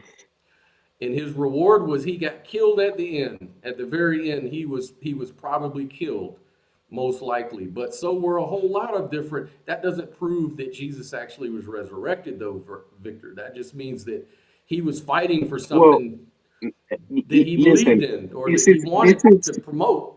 Okay, well, this is where, we look at a court case and we got to analyze, and you guys got to be the judge. And for you to say, listen to what I'm saying, and for you to say that he died willingly, and this guy literally saw Jesus Christ.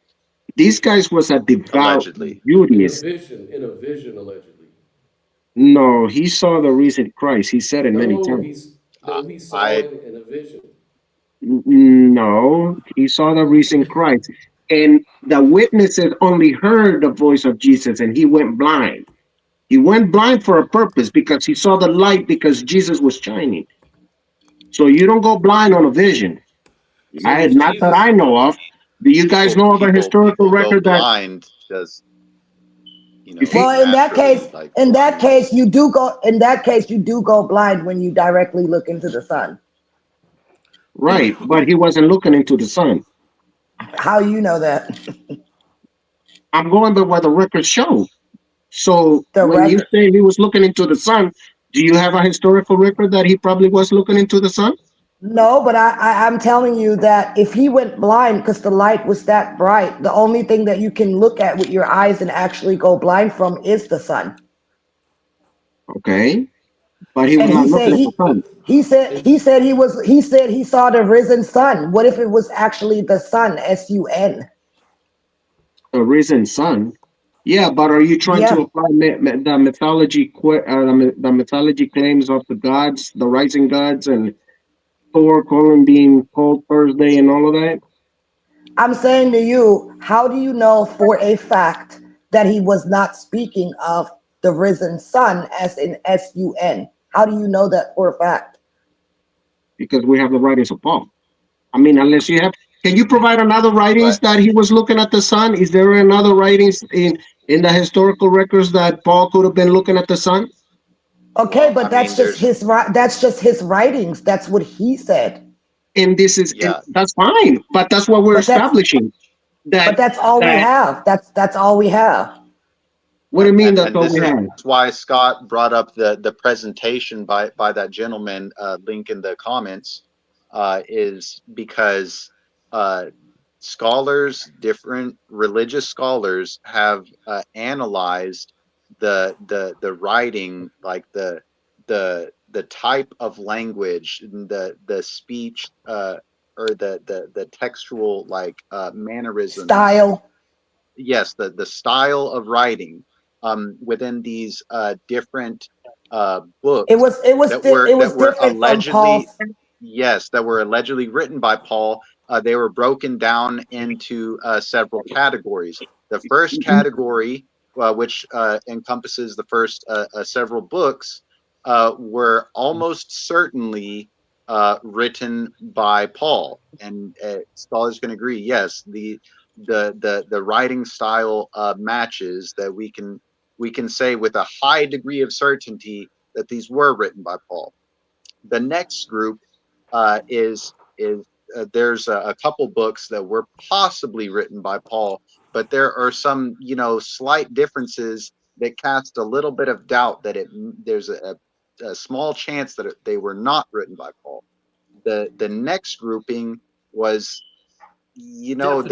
there is a Well, but very you guys made distinct some claims there's that I want a to know. very I distinct get that, but probability wait, that these But were not written but by here's what Paul, we're and discussing though. If you're that gonna, last grouping were actually included into the Bible, even though, based on the wording, that it didn't match the original books, that the scholars can say with a high degree of certainty that they're written by Paul, so they put that grouping in. It's probably not written by Paul, but there's still a possibility that it was, but it's more likely that they weren't. Those are still included in the Christian Bible. And then the last grouping of, they were, you know, okay, most certainly uh, not written by Paul, and those were not included in the Christian okay, Bible, but there were still sects all right. of Let's make it simple. Which Christianity books? that did kind of take those as if they were valid. Okay, well, this conversation went two different ways: the historical reliability of the New Testament, and then one of you guys made a claim that there's other possibilities. But if there was other possibilities, okay, I want to know what historical records do we have for that?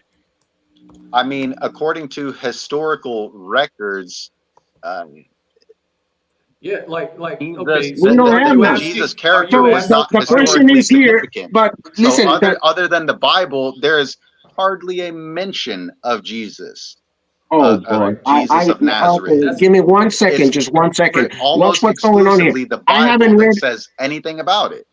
right. No, man, look, No, contemporary I'm is for the real. Like, yeah. The thing is aside from the that Bible, the Jesus character was not really historically significant. not at all, not at all. okay, look, I haven't read it yet. I tell you what, who wants to debate the resurrection? That's what we're I'll doing right challenge That's now. anybody part of the here. topic of this We're show. doing that's the topic right now.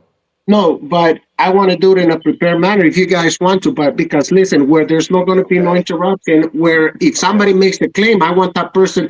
Maybe you guys have information that I don't know. But remember, we were first analyzing why would somebody die for a lie? Well, why would they die for a lie? We've explained that. That it's called Yeah, and it doesn't make cognitive sense because management. that's not the case of the witnesses. That's not the case of the witnesses. The witnesses What died for witness? what they What saw. witness? What witness? What were their names? Sure. There's five. Paul was beheaded. Peter was hanged upside down. The brother of the Lord was That's church tradition. That's not history. so show me why it's not history. Because it's church tradition. There's no corroborating No, evidence I know for you it. say that, but why is it not history? Because there's no corroborating evidence. Do you know what corroboration means? This is how history is done. If something is considered history, it is done so because there's corroborating testimony. There's corroborating, Evidence. eyewitnesses, Okay, well, evidence. That counts as so evidence. So if so somebody says that Peter died upside down on a cross, other than church history, that would be evidence. I'm not saying even if that was true, it wouldn't move the needle, but I'm just saying that's not evident. That's okay, church so history. all right. So again, why do you guys want to debate that? The reliability of the New Testament, or do you guys want to debate the resurrection? Which one do you guys want to Well, debate? they're all kind of tied together because, like, Well, the let resurrection, me ask you whether this. or not, No, the well, resurrection, if I was to ask you guys, I want to know about Jesus. Where would you guys send me? Wait, say that again. If I wanted to ask you guys, can tell I me. say something? Can I say something? Yeah, go right Yeah, ahead. but you see, you guys keep Let's throwing let's all of this, all and there's only assertions. I'm not getting no evidence contrary to what the New Testament shows. no. What I'm saying to you is this: you believe in the Bible, and you believe that that the Bible is the word of God, correct? Yes. Okay, so what we're saying is we're debating the resurrection of Jesus Christ, and really all we have is the Bible to corroborate that because Right. there is no other historical uh, writings from other sources other To than the back it up. Bible to Right. corroborate it, which means to back it up. So we're saying the Bible itself can be placed into question at this Theology. point. It's theology. See, this is the thing. Like No, no, no. Theology Joel means Davis. the study of God. But here's my question: if I wanted to know today, in the year 2025, a happy new year, by the way, in this era, and I say, Scotty, I want to know about Christianity. What started Christianity?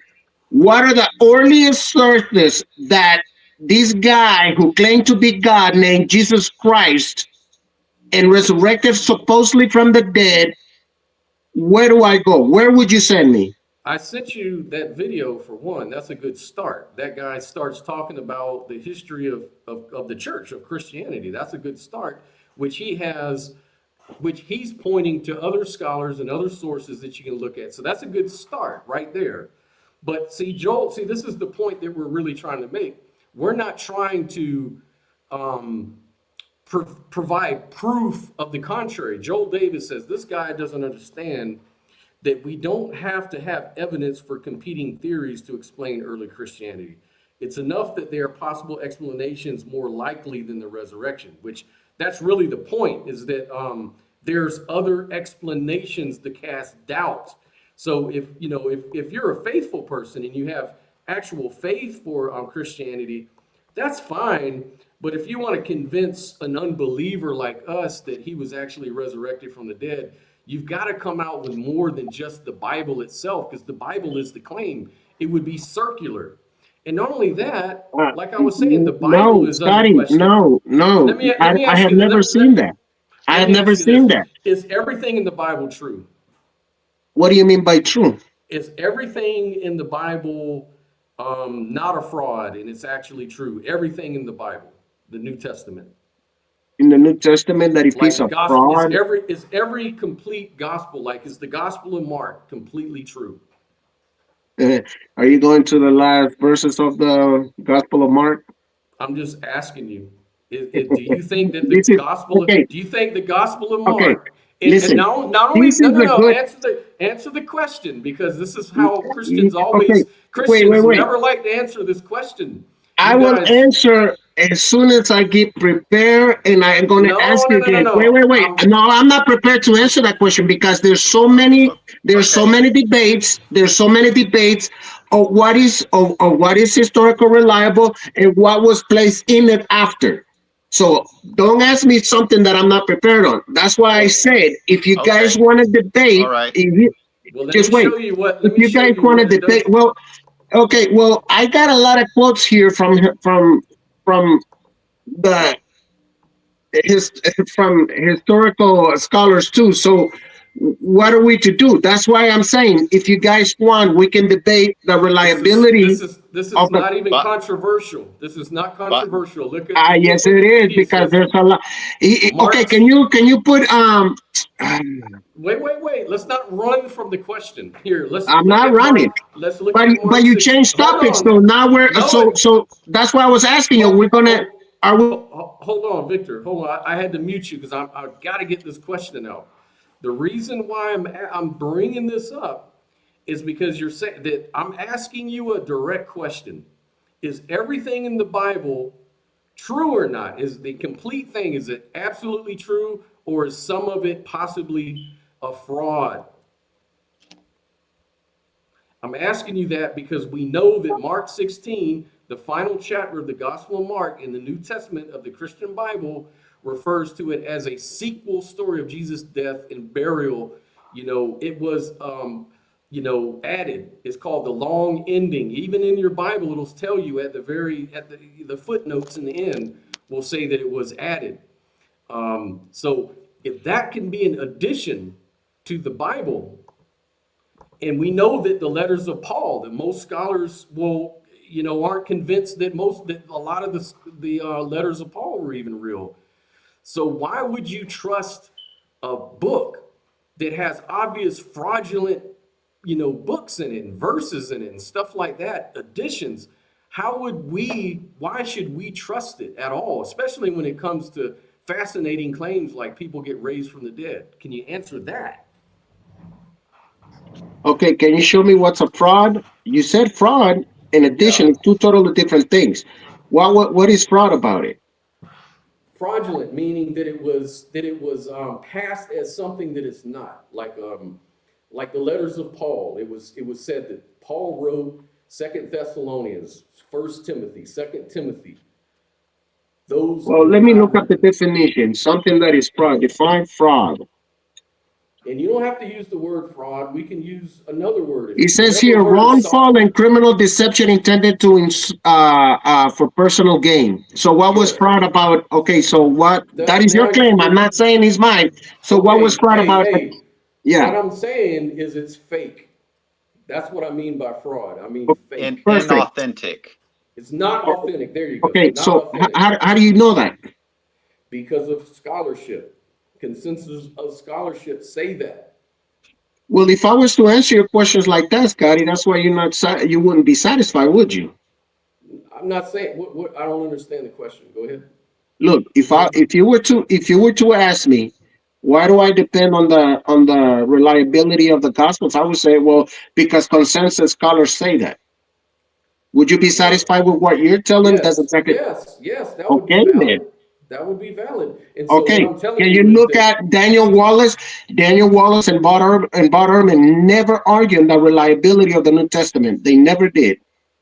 This is what they no, argue that's not with. true. This is That's what not true. the whole argument. I got all the books about Ehrman right here. His whole argument is that some of them doesn't have the author's name. But when you look at his debates, I can show you where he says one thing in his book, and then he says another in his videos, and then he'll say another thing on another debate. So, I mean, that's why I said if you guys want to Do you know what debate, consensus? I'm appealing not to one scholar. I'm appealing to consensus. Like I you keep said, saying that. Okay, but listen to okay, what I'm saying. Listen to what I'm saying. If you asked me a question. You said if consensus of scholars said all of the Bible was true, would you go along with that? I said yes. But Well, what I'm telling okay. you is that the consensus of scholars is that much of the Bible is not authentic, and that the resurrection is not history, it's theology. That's what the consensus of scholars say. So I'm not saying it's necessarily true, because no one was really there to see it happen with their own two eyes. And we don't have Okay. videos or nothing. But E.P. we have enough Sanders. valid reasons, is what I'm Okay. saying. I'm gonna shoot you this. E.P. Sanders, New Testament and Pauline scholar. That Jesus' followers and later Paul had resurrection experience is, in my judgment, a fact. What the reality was that gave rise to the experience, I do not know. Paul's tradition that 500 people saw Jesus at the same time has led some people to suggest that Jesus' followers suffer mass hysteria, but mass hysteria does not explain the other traditions. Finally, we know that after his death, his followers experienced what they describe as the resurrection, the appearance of a living but transformed person who had actually died. They believed this, they lived it, and they died for it. E.P. Sanders, New Testament scholar. Now, Bert Ludeman, okay, biblical historian, it may be taken as a historical certainty that Peter and the disciples had the experience after Jesus' death in which Jesus appeared to them as the risen Christ. You want me to keep going? I got a whole list over here too. And they're not, see, when you debate, that's why I was saying, I'm sorry, just let me get this through. Okay. Scotty, this is my question. What are we debating? The reliability or the resurrection? Is two huge, massive topics. No, they're connected. Vargas. That's Victor, perfect. Victor, That's fine, but Victor. they're two massive, huge topics. Hold on, Victor. How can you believe somebody that you know is under doubt? It's like if you know, it's like if I came to you and my child came to you and said, "Hey, I saw Santa Claus last night," and then you say, "Well, I don't trust your kid because he's just a little kid," and then I turn around and say, "Well, wait, which one are we debating? Are we debating trusting my child or that Santa Claus really exists? Which one is it?" No, they're connected. The claim comes from the child, so you have to look at where the source is of the claim. That's the first step. That's part of it. That's part of the argumentation. It isn't just the claim itself, because without going to the claim itself and understanding the trustworthiness of it, it's like the devil. The devil could make any claim to you if you believe in Satan, right? Let's say Satan came to you and said, "You know what, Victor? If you serve me, I'll give you every kingdom in the world." And then you go, "Well, I'm not going to do that because that's not true." Why? Well, because you're the devil. Well, which one is it? Are you going to argue that the reliability of the devil, or are we talking about the kingdoms coming true? Which one is it that you want to focus on? Because you can't do both. Like, no, they're connected. That's all I'm saying, is if you're going to talk about something out of the Bible, we have to look at the Bible's trustworthiness. Again, Is there corroborating evidence, for example? Again, yes, they are connected, but what do you guys want to debate first? The reliability or the resurrection? Because we're going back and forth, and you guys don't let me finish my point. What he's saying is the resurrection ultimately depends on the reliability of the Bible. It's that simple. So we can do reliability if that's how you're coming at it, Victor. I don't Okay, mind. Pincus Lapide, I accept the resurrection of Easter Sunday not as an invention of the community of the disciples, but as a historical event. If the resurrection of Jesus from the dead on that Easter Sunday were public event, which had been made known, not only do the 530 Jewish witnesses, but to the entire populations, all Jews would have become followers of Jesus. Robert Funk, biblical scholar, the conviction that Jesus had risen from the dead had already taken root by the time Paul was converted, about 33 CE. On the assumption that Jesus died about 30 CE, the time of development was us 2 or 300 years, 2 or 3 years most. Who are you quoting? Robert Funk, Pincus Lapide. Who is he? You have these are biblical scholars. Okay.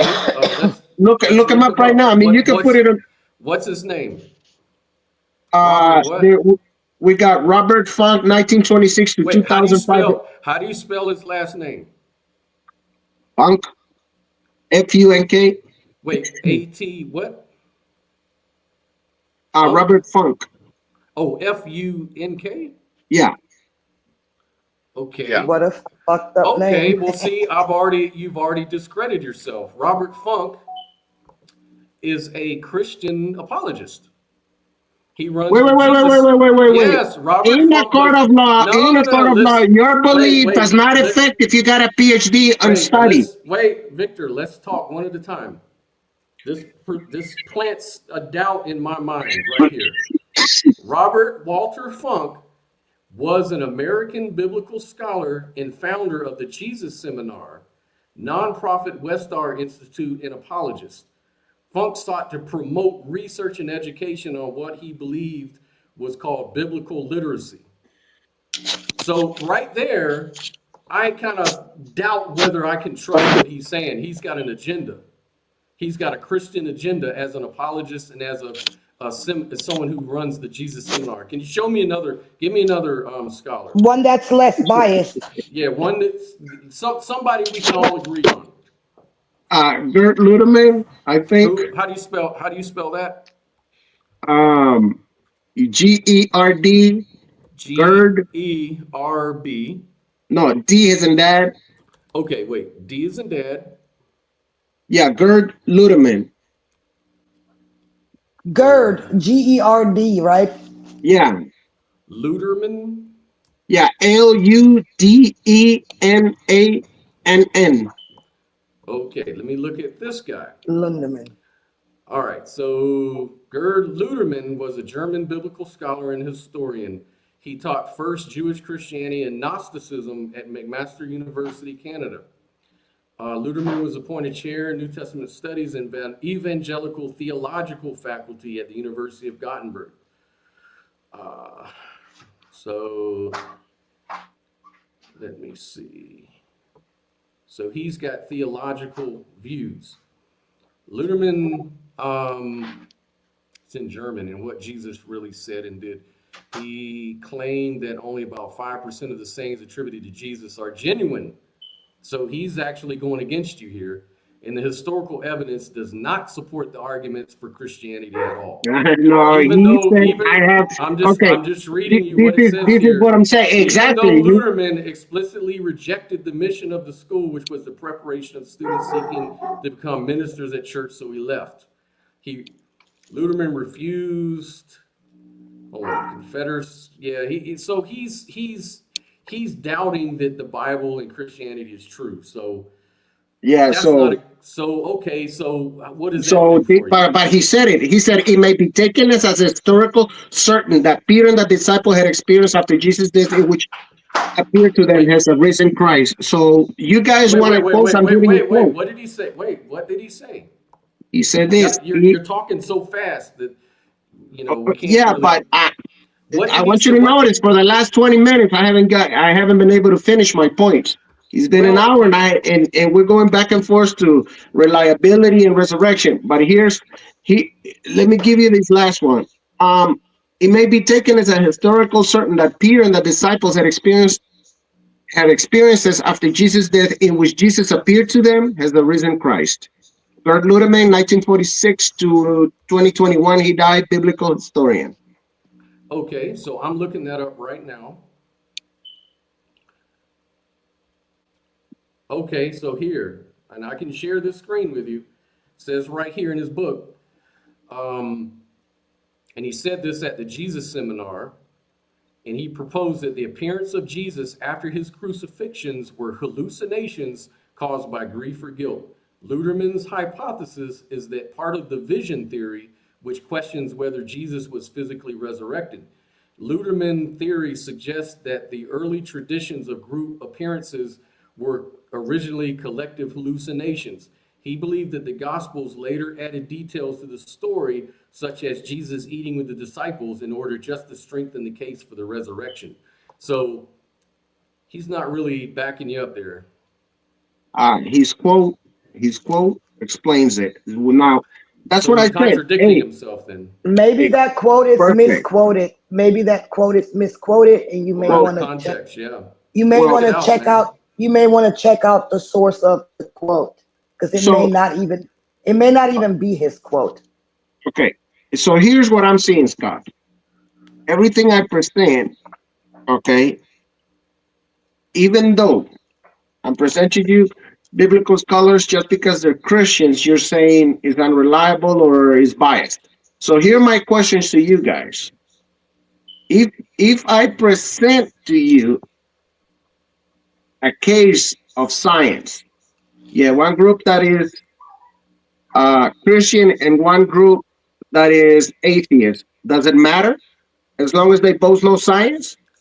As long as it's not propaganda. See, the thing about religion No, but just in answer the church, in question. Does it Christianity, matter if both are if both they're studying professional? Does it matter what anybody believes as long as they can prove that they are scientific? as long as they can prove it, I'm all So for that why were you evidence. telling me that one of them is biased? Because it is. It says right there that he's a Christian apologist. That's what And they you're- do. But Do he's you a know what a Christian? professional in that field. It doesn't matter. He's a professional in that field. But then that's. I don't think you understand the difference between a method like science and a method like theology. No, I just gave you an analogy. Theology is to promote a belief. And if these guys are in the business of promoting a belief, then it's no wonder that they would say what's history and what's not history. I don't trust them. So why would I trust an atheist then? You shouldn't. You should trust the evidence. Then let's throw away all the historical facts then. No, you don't have to do that if you go by evidence. You want Like to throw the corroboration. baby out with the bathwater? Right. You don't want to do that. That's not right. But that's what you're basically saying. I No, can't not. depend on atheist scholars, and then you can't depend on Christian scholars. So let's just throw the can't- thing away then. What are we doing? I mean, all I can tell you is that in a court of law, if they say, "Can a scientist please stand up?" So 3 scientists stand up. If you're a Christian, you better not stand up. Is that gonna be done in a court of law? No, it's not. Here's an example. What the person is asking is, Hold on, Victor, hold on. Here's an example to set you straight. I believe the evidence regardless of who it comes from. Here's an example. The Human Genome Project has proved the genetic link to backup evolution by natural selection. I'm not trying to change the subject, but I'm just trying to say something. Guess who the president of the Human Genome Project is? An evangelical Christian. Okay? So despite the fact that he's a Christian, I trust his work. I trust his work because here's the thing. He's not letting his religion get in the way of his science. But if he was an apologist, if he was somebody who has an agenda and runs a seminar for teaching people how to think about Christianity through scholarship, I have a problem believing him. Now, I'm not saying that he's necessarily, I won't throw it out. I'm just saying, I'm just asking for other sources besides Christian apologists. I'm just testing you. Where are you getting your information from? That's what the question was. like I said, we can do a formal debate, Scotty. Okay. I'll be happy if any one of you guys want to do it.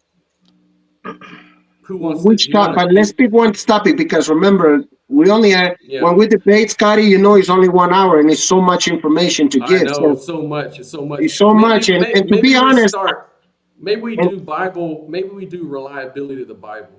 Yeah, because we're jumping back and forth, and it's so much. Yeah. You're And right. to be honest, so much. You're right. So let's do that. Let's set it up for maybe 2 weeks from now. Give you a chance to study, and me too.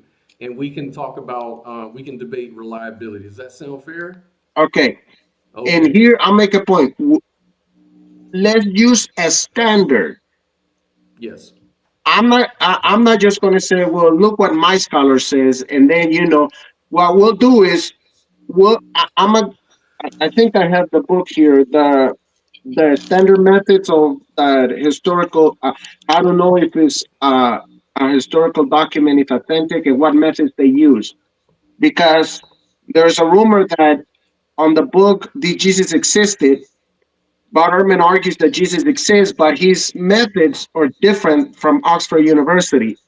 So I want to find out about that because I'm curious about that. You know what I mean?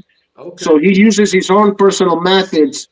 For me, I'll take whatever sources you have. I just, I'm gonna also present my sources, and we'll go at it that way. But look, we're at the 2 hour mark, Victor. I think we did everything we meant to do and then some. So I'm really happy about our show. And We had a lot next, of views, man. We had a lot of views today. And yeah, and and, and you're right. You made me famous, man. So let's keep it going, man. In a couple of weeks, we're gonna do it again. Okay. okay. So next time the discussion is you guys wanna talk about the reliability of the New Testament, right? Yeah, let's do that. Let's do Yeah. that. Let me What do you think, Sophia? Okay. Hey, What do thank you what do you guys. guys think? Okay, Victor, Me, man. We'll see you around, brother. Thank, All right. thanks Thank for you joining guys. Have a us. good day. Hey, All man. right. Thank you. You got it. All right. So yeah, we packed a lot of stuff in today. What do you think, Sophia, about that whole conversation? I don't care to be a part of that debate, because to me it's absolutely redundant. I can't believe Yeah. that we're even here discussing this. So I'm gonna leave that up to y'all. I don't care to Yeah. join that insanity. So Well, is there it were about some the- things, Yeah. there were some points that I wanted to bring up that frankly we just didn't have time for. But I look forward to continuing this and just having a little bit of preparation. If he's going to prepare his sources and his experts, then we can kind of collaborate on that. And if he's willing to share his sources of the things that he's going to use to support his stance, then I believe we should do the same of share the sources that we're going to use to support our stances, so that we can like have really the most sound and like strong form of our arguments going into it. It's just really hard sometimes to have certain conversations because the bloviation level gets so high. the That thing it's is, hard to And really stick to the point. the thing You know is, what I mean? A Christian apologist is not ever going to accept anything that's outside of the Bible, The Bible. Bible shit, and they're going to always say that their sources are just as credible, even though it's fucking biased as fuck. And oh well, they are the ones who don't accept science, don't accept actual history. So what's the fucking point here, man? I mean, yeah, well, like Joe Davis says, yeah, Victor doesn't strike me like the kind of person I'd want to really have a debate with either. I'm sure he's a nice guy. He's a nice So, guy, all right. yeah. well, I think that I can contribute something next time that I'm not going to focus too much on arguing it from the perspective of somebody who from the get go doesn't believe. I will pull out my strategy of just being a devil's advocate. Okay, like this is what you say. I'm gonna humor you, but based on your own sources, the things that you are using to corroborate your claims, I'm gonna explore it from that angle. So, Yeah, um, yeah, yeah. I'm really happy with this show. I'm glad to be on it, and I look forward to picking up next time. Yeah, man, I had a great time. I mean, we covered the material we went. I love the new setup. I like how we're just floating on the spirit plane. For real, that's what I'm saying. We're gonna consistently have this available to make the visuals look a lot better. We're growing as a channel. So again, if you like what we're doing, like and subscribe. What I'd like to do in future shows, instead of just always banging it out with Christians and people like that, I'd like to really talk about other spiritual ideas, like in philosophical ideas, like idealism versus materialism, or non-dualism versus dualism, and things like that, and not even necessarily in that setting of contention, but just to kind of talk about it and express these ideas, because I think they're just as interesting, and they kind of give everybody a different alternative to doubting and going through this same religious story that never changes, and it's always the same argument. It's like, can we get to a point where even Christians or even atheists and religious people, we can all kind of find a commonality, like a perennialism. That's another one where all religions are sort of have certain commonalities, stuff that brings us together, rather than separates us. You know what I mean? Like, I'd really like to talk about stuff like that. All right. Well, I reckon we should pretty much start wrapping it up, and we could have our little discussion backstage about planning for where we're going to go. And I want to give a shout out to Joel Davis. I really enjoyed his commentary throughout the show, and I hope to see Joel Davis next time. And also thanks to everyone else who chimed in, but I'm being biased.